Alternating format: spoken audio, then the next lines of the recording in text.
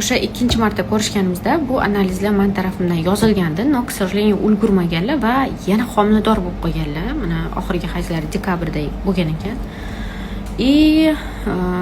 Homiladorlikda birinchisi 21 haftada, ikkinchisi 17 haftada, mana 4 kun oldin yana vыкидыш bo'lgan, katta srokda, самопроизвольный выкидыш, хотя кольцо ham qo'yilgan bo'lgan, boshqa ham bo'lgan.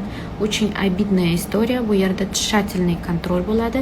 Erlaridan kerak bo'lgan analizlar bor, o'zlaridan kerak bo'lgan analizlar bor. И только удостовериться qilib, homilani nuqsonini не только faqat o'zida ko'rilmaydi, o'zida ko'riladigan nuqsonlar bor, o'zida ko'rilmaydigan nuqsonlar bor. Bunga genetik скрининг, bioximический скрининг и ультразвуковой скрининг deyiladi. Shuning uchun skrininglar juda ham ko'p. Skriningda hammasi zo'r dedi-yu, o'zida deyish это мало. Надо еще другие. Bir marta bo'ldimi bu narsa katta srokda? Обязательно homiladorlikda shu narsaga e'tibor berish kerak.